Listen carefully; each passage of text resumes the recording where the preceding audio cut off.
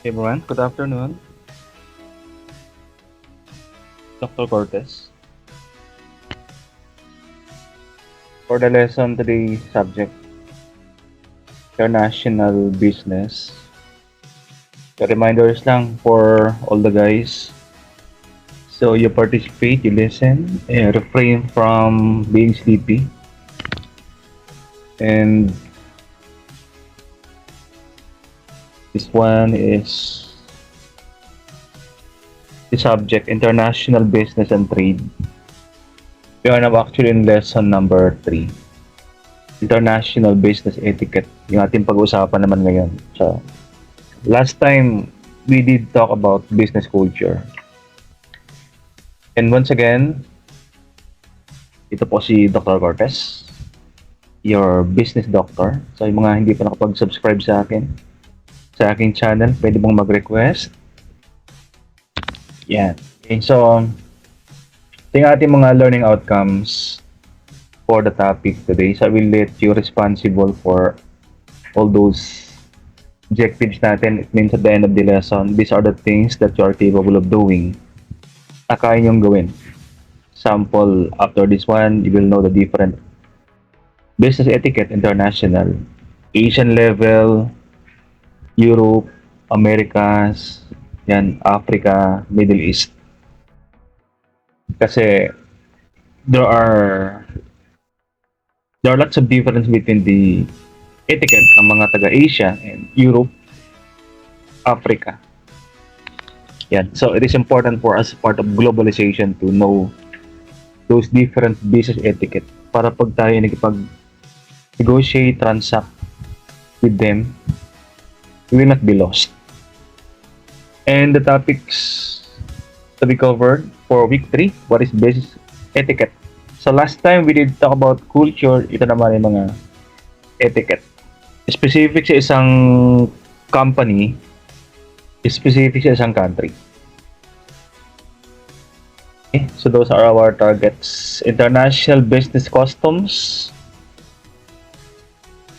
sa South Korea. Sa mga South Korea daw, it is common to expect their guests to engage in drinking session, karaoke. If you join your Korean colleagues for dinner, you might find yourself in a karaoke or drinking establishment.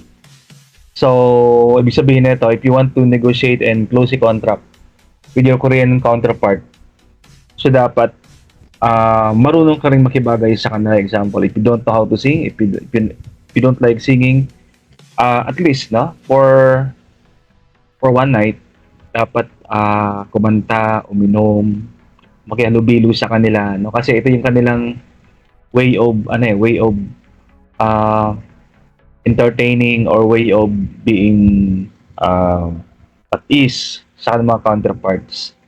Imagine pag hindi ka sumama sa kanila, hindi ka nakikanta, hindi ka nakiinom, no?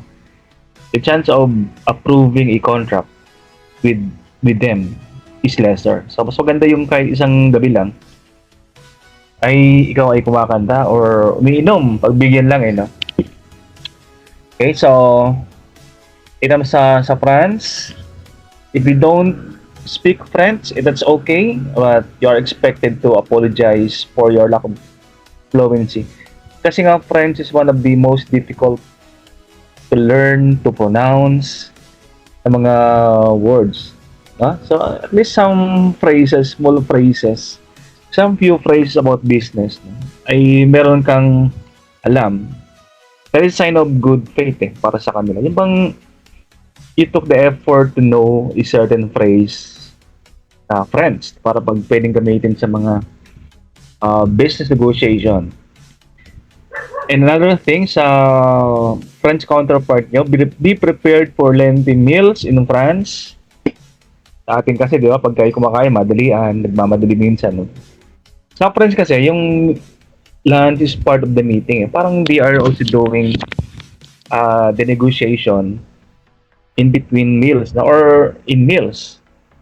Ibig sabihin, they are used to have working lunch.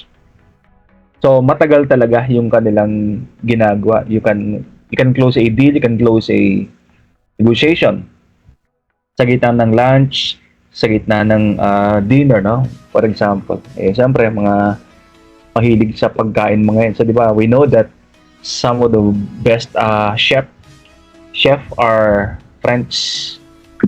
So, that is one way of negotiating through meals or through lunch yan. And ito naman ay sa mga Germany. Germans often respect direct communication and do not accept being undiplomatic.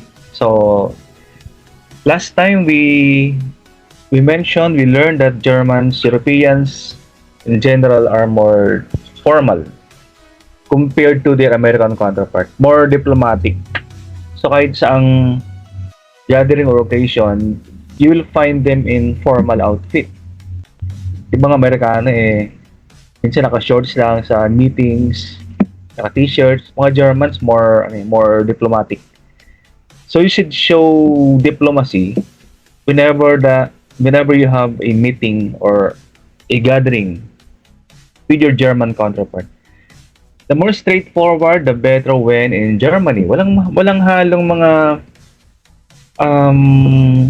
intro, mga pleasantries, no? Pag sinabi nating German negotiation, direct to the point, formal, straightforward. It is also wise to remain serious and devoid of humor. Walang halong jokes, walang halong humor, no? Pag business meetings pinag-usapan with your German counterpart. Because, di ba, tayo sa Pilipinas, if we have a gathering or meeting, sometimes we insert jokes, no? Isang green jokes pa nga.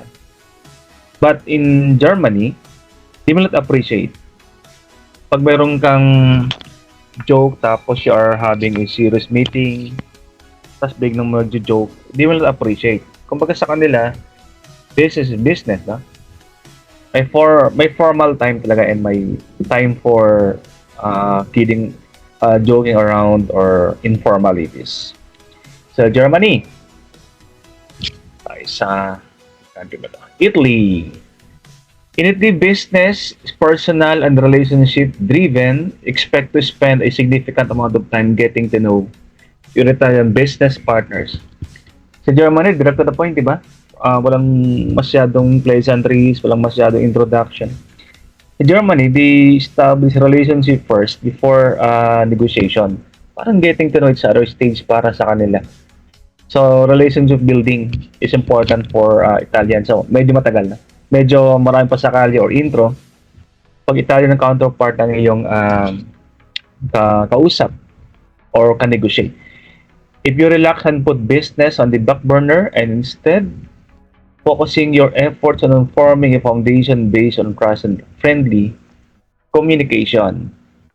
You'll find more success in Italy when a hard driving all business all the time approach. Yan. So, pag sinabing business on the back burner, parang mamaya na tayo mag-business, magkwentuhan muna tayo. Para yung kanilang mga gustong ginagawa. Okay, so focusing your effort on forming foundation based on trust and friendly communication. Yan, kasi communication muna before going to the negotiation. Kumbaga, mahirap siguro sa kanilang makipag-negotiate kung walang foundation of friendliness or communication. Di ba? Parang it is good to negotiate kung yung kausap mo ay kaibigan mo or ka-close mo. Kaya nga they are doing this one. Make friends first with the counterpart before diving into the business negotiation. Pag Italy, kausap nyo ha. So, ganun gagawin nyo. Okay, so after Italy, tayong Australia. Sa Australia daw, set your alarm early when doing business in Australia. Punctuality kasi. Kung nasanay kayong lagi na late o hindi masyadong punctual when it comes to business negotiation sa Australia, punctuality is absolutely key when meeting to discuss business. Pag maaga kang dumating, parang magandang simula. Pero pag late kang dumating, parang first impression dun sa kausap mo, pangit agad. If you're not going to be precisely on time, then you should arrive a bit early. Maaga. No. Otherwise, you could be perceived as rude or unorganized by your host. So, anong result? Anong reason bakit lagi maaga? Pag late ka daw kasi, ang dating mo sa kanila, you are rude or you are not organizing yourself, you are not organizing your time. Parang you are not, example, maaga silang dumating, tapos ikaw late, no? 5 minutes late. Ibig sabihin yan, you are rude. Ibig sabihin, you are not giving importance dun sa time. Nung kausap mong Australian. Don't lose a deal because you were 5 minutes late. Nako po, 5 minutes late. Sometimes sa atin, maaga pa lang. Ang usapan sa Pilipinas, usapan na alas 8. Dumating ka 8:05. Para sa'yo, maaga pa yon. Pero sa kanila, 5 minutes yung late is talagang rude. Kasabi exactly or precisely on time. Or a bit early. Yun ang kanilang mga standard. While that might be acceptable in the US, it will certainly be noticed when you are down under. Yan. Pag sa US daw, okay lang 8:05. Usapan alas 8. Dumating ka 8:05. Pag sa US, okay lang. Pero pag sa Australia, that is a bit late. That is rude. You are rude. You are unorganized. Okay, so Australia, lipat tayo sa Russia. Mga Russia, para kakatakot no? Being on time, ito nang baliktad, no? Sa Australia, dapat maaga ka. Sa Russia, being on time to a business meeting, Russia is not of importance. Okay lang daw na malate ka pag Russian counterpart ang iyong kausap. No? Parang hindi na masyadong pinapansin. Parang hindi masyadong importante yung if you are late or not. While Americans are expected to arrive before the meeting schedule time. Pag Amerikano na kausap mo, your American counterpart will arrive before the meeting's schedule time. Pero pag Russians, they may show up as late as they desire and are unapologetic about it. Mga Russians, masanay ka, no? Pag negotiate mo mga Russians, late mga yan. Okay? Pag dumating, they will not apologize. Di ba sa atin mga, pag ikaw ay late, nag-apologize ka, di ba? Pag Australian American kausap mo, tapos sila ay late, they will apologize. Pero pag Russian, hindi. Okay? Kasi, that is their standard, no? Na talagang nagpapalit talaga yan. Sa anong reason? The move is to design to test the patience of their counterpart. Example, yung Russian is testing your patience. Hanggang saan ka hanggang kailan ka hanggang kailan ka kayang maghintay. O ikaw ay nainip. Yan, parang there is a test, no? Sa mga Russian. Pag 30 minutes late sa Russia, no? Kausap mo, 30 minutes Russian counterpart. 30 minutes late. Tapos nainip ka na, umalis ka na, di ba? So you will lose the deal. You will lose the contract. Pag ganun, di ba? Sayang yung deal. Okay, Russia, tayo sa China. Americans working in China better have a gift ready for a business meeting. Yan. Pag Chinese naman kausap mo, always have a gift handy to be given to them. Kasi di ba mga Chinese mahilig sa mga regalo, occasion, in red, di ba? Now, if you bring a gift daw, it is customary for the Chinese not to accept right away. Ibig sabihin, pag nabigyan ng gift sa kanila, sa first two offers, hindi na tinatanggap yan. That is customary. No? So, dapat, i-alok mo yan or i-offer mo yung gift sa kanila 3 beses. And the third time, sa kanila yan tatanggapin. Okay? Kasi nga, baka mamaya isang beses pa lang in-offer yung gift, tapos tinanggihan nila. Tapos hindi mo alam na dapat pala 3 beses mong i-offer yung gift.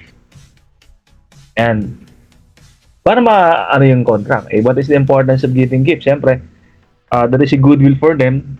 Diba? Na pag meron kang gift, talagang it is difficult for them to reject yung offer pag meron kang dalang regalo. Ayun 3 beses. Up to 3 times mong i-offer yung gift before they will accept yung gift. Chinese. Okay, so let's go to Japan. When doing business in Japan, the Japanese Americans should be armed with stacks of beer cards, which should be printed in both English and Japanese. May calling card dapat, guys, ha? Pag Japanese ang kausap mo. The business card is held in very high regard in Japan. In presenting your card, it is critical to pass it out with both hands, with the Japanese side facing up. When receiving a business card, Americans or other nationalities to, ha? We should accept it with both hands and thank them while doing so. In addition, the business card should never be written on or played with during the meeting as both are signs of disrespect. Ang daming tatandaan, pag Japanese kausap mo. Primarily, dapat meron kang dalang card na bibigay para sa kanila. Okay? Printed in English and Japanese. Why Japanese? Kasi nga, di ba, Japanese are nationalistic. Talagang they love their language. Nihongo. So sometimes they don't understand, they can't read the English language. Okay? So ikaw nag-offer, i-offer your card, dalawang kamay. Hindi to hinahagis, Hindi isang kamay yung ginagamit mo, dalawang kamay, Kumbaga, i-offer like this one, yung card nandyan, dalawang kamay. Kasi, it is important for them or they regard highly yung mga cards na binibigay nila or kanilang mga tinatanggap. Okay? Now, pag ikaw naman yung tatanggap ng card, dalawang kamay din. Okay? Tapos pag tinanggap mo yung card nila, wag kagad ilalagay sa pocket mo, ha. Pag tanggap ng card, babasahin mo muna. That is sign of respect. Binabasa mo muna yung nakasulat sa card bago ilagay sa bulsa mo. Kasi pag yun ay tinanggap mo without reading, sabihin yan parang baliwala sa yung mga cards nila na binibigay. Okay? At dapat hindi mo pinaglalaroan yung card na yan. Huwag mo susulatan. Kasi nga, di ba, cards are highly regarded sa mga Japanese. Huwag mong paglalaroan, huwag mong susulatan. Talagang sacred na yung mga cards para sa kanila. Okay? Pagtanggap or pagbigay ng cards. Who knows, pag okay na sana, kaya lang natalo ka sa card ng pinaglaruan mo, tapos hindi ka marunong you don't know the etiquette in receiving or giving cards. Business cards to, pinag-usapan natin, calling cards or business cards ang pinag-usapan dito. So pwedeng cancel, ma-reject yung kontrata because of unethical in handling calling cards. Japanese ay sa Brazil. Expect a complete invasion of personal space doing a business in Brazil. While it could be considered impolite in the US, in Brazil it is customary to stand extremely close and use lots of physical contact while talking. While the normal reaction might be to back away, those who do risk losing out on a potential business relationship, since it is considered disrespectful. The Americans, they love their privacy. Sabihin, ang mga Amerikano, pag kausap mo siya, may distance. Pag Brazil kausap mo, walang distance. Kumbaga, they can talk as close to you. In base ng privacy nga, di ba? Walang space. Kumbaga, they can embrace you. Malapit na nagkukwentuhan. Yung parang as if you are close with your Brazilian counterpart. Pag lumapit sila, di ba, parang ang tendency sa atin, ilalayo ka. Huwag mong gagawin yan. Kasi pag lumapit sila, tapos bigla kang umatras, lumayo, that is sign of disrespect for them. And you can lose a potential business contract or business dealings. Okay? So, para mga Pilipino, di ba, mas tayo ay close na rin makapag-usap. Usap natin, talagang malapit tayo sa kanila. Minsan nakakabay ka pa, di ba? Sa Brazil, ganun din. At in other countries, hindi ganun eh. Example, in the US, they maintain privacy, they maintain space, no? Pag nag-uusap sila o nagkukwentuhan. Sa Brazil, hindi. Okay, Brazil, let's go to UAE. So, nasaan naman tayo ngayon? Nasa Middle East. It's still part of Asia, na. Pero ibang-iba kasi yung sa Middle East. Kesa Far East Asia na natulad sa atin like China, Japan. Iba naman sa Middle East, mga Arab countries. In UAE, left-handers may have some trouble doing business in the United Arab Emirates. In the Middle East kasi, the left hand is considered unclean and used strictly for bodily hygiene. It is important to eat, shake hands, and pass documents with the right hand only. Using the left hand to do any of these activities is a serious insult. Yan. Sa UAE, in other Arab countries, madalas gamitin ay like right hand. In eating, in passing something or passing an object, for shaking hands, passing documents, palaging kanan ang ginagamit. Okay? Kasi nga, for them, yung left hand ginagamit sa ginagamit sa toilet, di ba? Ginagamit sa mga unhygienic or bodily hygiene, pag maghuhugas, kaliwa ang ginagamit. No? Kaya, ang lugi dito, yung mga left-handed, sanay gamitin yung left. Example, sanay gamitin yung kaliwa pagsulat, sanay gamitin yung kaliwa pag-shake hands, pagpas ng documents, makikita ng mga counterpart mo yun, mga Arab, UAE, parang insulto sa kanila yun eh. Pag ginamitan mo sila ng kaliwa. So, dapat beware na pag Arab countries ang kausap mo, palaging right hand ang iyong gagamitin. Kasi baka ito pa maging reason, baka ma-reject yung kontrata. Diba? O yung negotiation. Okay, so from UAE, sa India. O pag sa India daw, iba rin to. Americans better be careful what they order sa India ha, kasi they should refrain from digging into a juicy steak or hamburger. Kasi nga, di ba, ang hamburger natin ay gawa sa beef. Tapos pag ikaw yung nasanay tayo sa beef na tinutusok, tinitinidor. Beef. Sa India kasi, yung beef is sacred. Mga steak, no? Steak, kasi, di ba steak, mga beef yan. As in, tusok-tusok mo pag kumakain ka. Sacred nga sa kalayong baka. Di ba nga sa India pag may tumawid na baka, talagang titigil mga sasakyan. Kasi sacred. The cow is considered a sacred animal in India. Some can consider it a sign of disrespect to order any type of dish na gawa sa beef. Kung sa India ka daw, wag kang order ng dish na beef dish. Chicken, pwede pa, no? Chicken biryani, chicken curry, wag lang yung beef. Kasi insulto daw. Or any type of leather. Huwag ka raw magsusuot ng mga balat.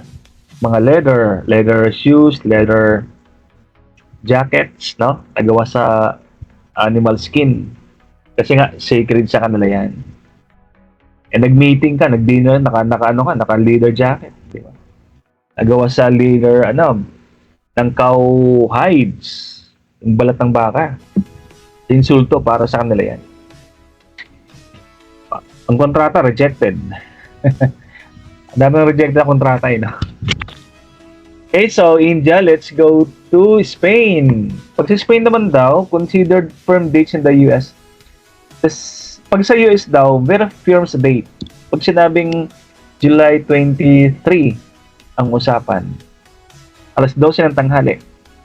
Alas very firm pagdating sa US. Pag sa US, very strict on the date, very strict on times. Sa Spain, hindi. Sa Spain kasi, deadlines are viewed more as a guideline and that's something that is frowned upon if missed. Sa Spain, ang deadline, although may deadline, pero hindi masyadong strict. Yung deadline is only a guideline para sa kanila, pero not exactly dun sa magsasubmit. Example, pag sinabi ng Spanish counterpart na ang meeting natin is alas 2 ng hapon. Pag sa US yan, talagang alas 2 darating ka dapat. Pag sa mga Spanish ang counterpart, hindi naman eksaktong alas 2. Basta around 2 p.m. Like quarter to 2, 2:30. Kasi yung time na deadline, parang guideline lang sa kanila. Okay? Para at least alam mo kung kailan ka darating. Siyempre, hindi na alas 5. Hindi na alas 12. Yung 2 p.m. guideline, example, mga 30 minutes before 2 or 30 minutes after 2. Hindi masyadong strict pagdating sa guideline. So huwag kang matakot na hindi ko dumating alas 2 pag Spanish yung iyong counterpart. Okay, so Americans should not be insulted by this one, but instead should schedule potential delays. Ayan. So magbigay ka ng allowance for delay sa mga kausap mo, sa mga Spanish counterpart. O ikaw naman pag ikaw yung kausap nila, so okay lang na hindi eksakto ko dumating. Yes. Okay, Finland. While Americans are used to doing business in plenty of locations, tayo kasi mahilig or nasan na mag-meeting, negotiate sa mga locations outside the office. Example, resto, golf courses. Sa Finland, iba, sa sauna. Sauna bath ang kanilang pinaka-meeting place. Tulad sa picture ay no. So sanay silang ganun yung kanilang mga meeting places. Sauna bath. Parang, I don't know, are they more comfortable? So parang that is their place of gathering. Not always in a resto, not always formally in a resto or office. In Finland, enjoying a relaxing sauna is an tradition pala sa kanila yung sa sauna bath. Sa atin kapag sinabing sauna bath, parang ano, di ba? Parang solo mo lang yung lugar. Pero sa kanila, public place ang sauna bath. What is the reason? To help build a relationship, Americans should not decline the invite. O pag may nag-invite sa yung taga Finland, tapos ang meeting ay sa sauna bath, don't reject or don't decline the invitation. Kasi that is rude. Kumbaga, yung usap may tayong kasabihan, when in Rome, you do what the Romans do. Ibig sabihin, kung ano yung kanilang customs, pagdating sa negotiation, dapat makibagay. Para sa mga Japanese, you know, pag sinabi ikaw ay naka-Japanese outfit sa meeting, so dapat ganun din. The same thing yung mga counterpart natin pagmuntang Pilipinas, minsan pinapasuot natin ng barong, di sila nagreklamo. So we should be returning the favor na ganun din tayo sa kanila. Okay, Americans should not decline, no? Huwag yung tatanggi sa sauna meeting. It is considered a sign of hospitality sa kanila. And that the meeting is headed in a positive direction. So more the chance of approving or positive yung result ng meeting ay mas malaki kung ikaw ay you will accept the invitation sa isang sauna bath na meeting. Tulad nito. I know that is you should be totally naked yata. Puro naman lalaki sila dyan eh.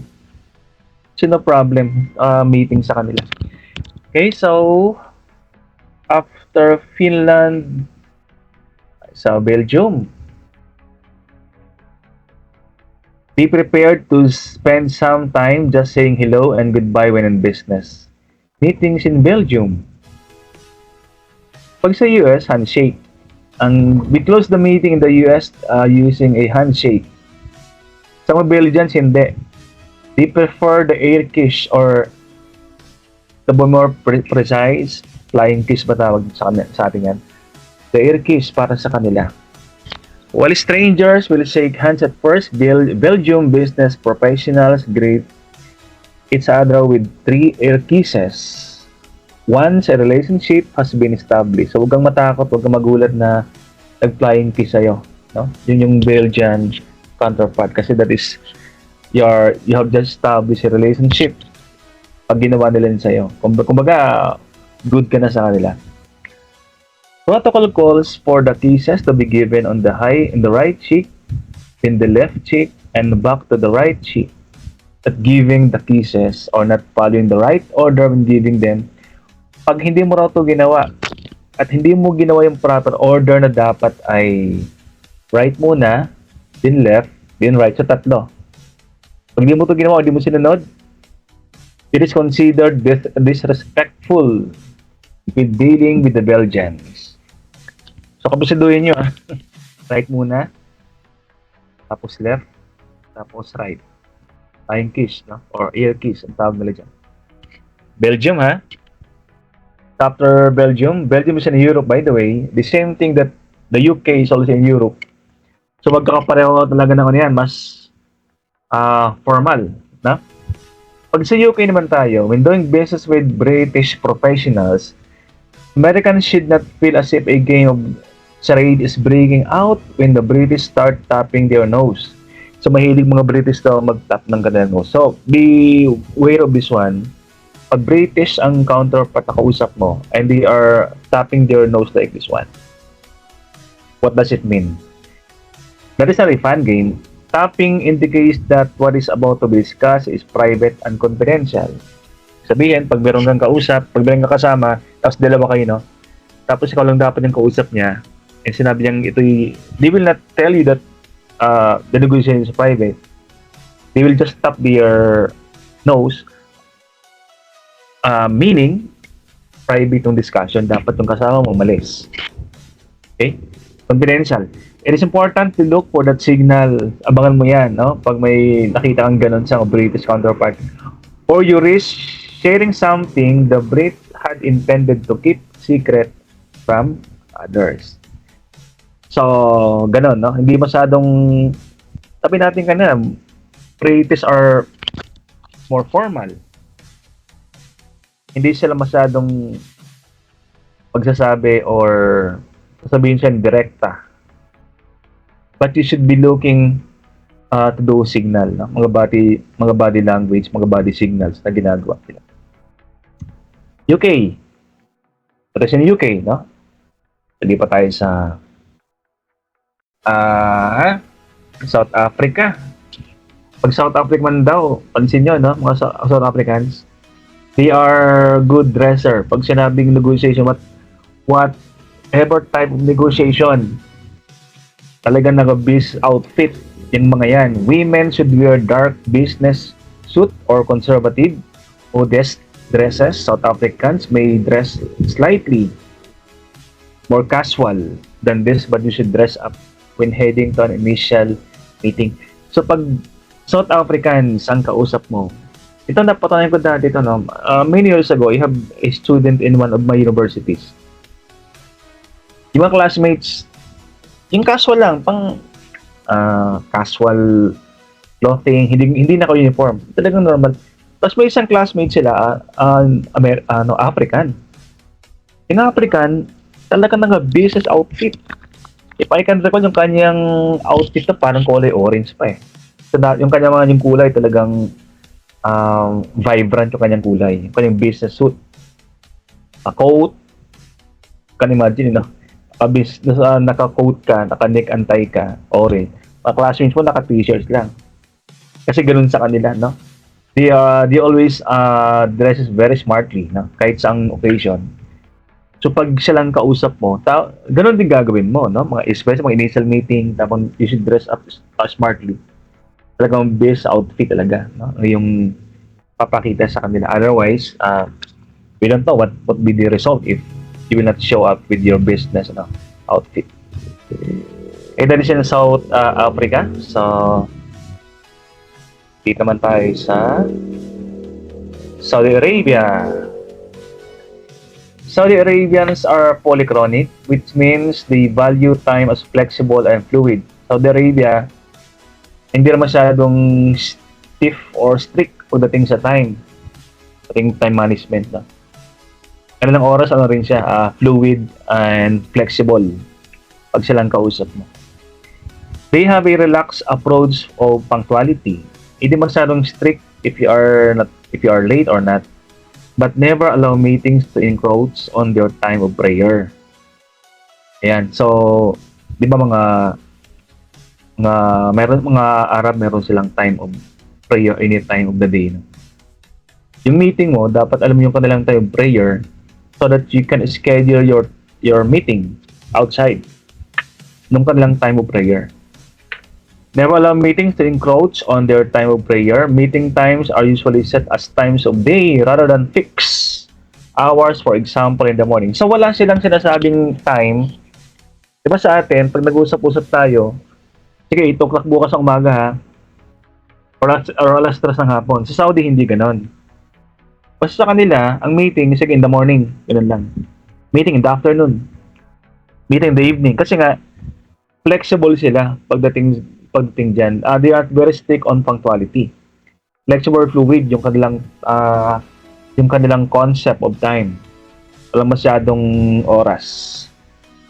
So in the morning, in the afternoon or evening, it is not uncommon to have a meeting canceled at the last minute.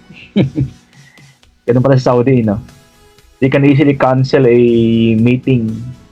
An agenda and due dates are not strictly respected. Okay, so yung time and dates, due time and due dates they are not very strict pagdating sa ganun.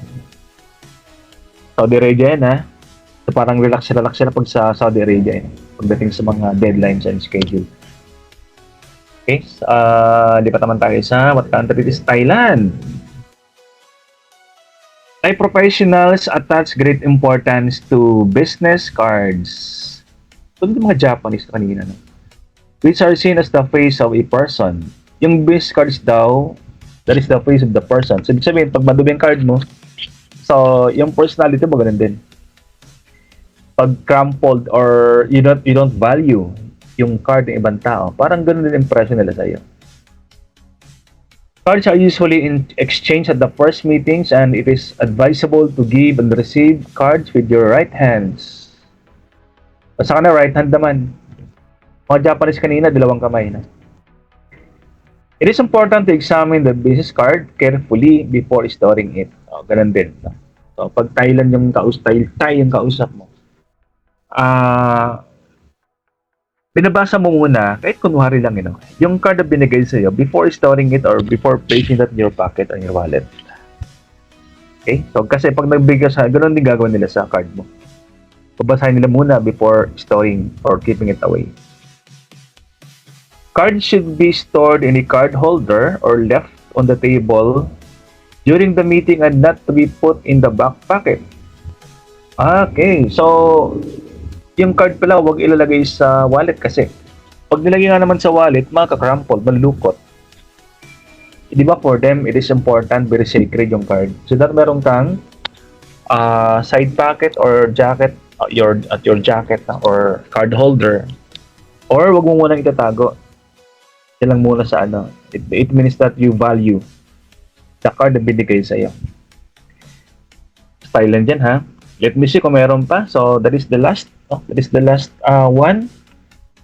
So these are my references. I referred to Google for the photos and GIF na ginamit ko dito, and also my references, my website na ginamit dito. So hoping you guys that you learned something dito. I hoping that you learned some business etiquette internationally, and I have an activity for you guys, no? So you should be doing or searching for more best etiquette outside na discuss natin ngayon. So you can give 10 best etiquette na hindi natin na-discuss ngayon. So that is your activity for the matching activity for this lesson.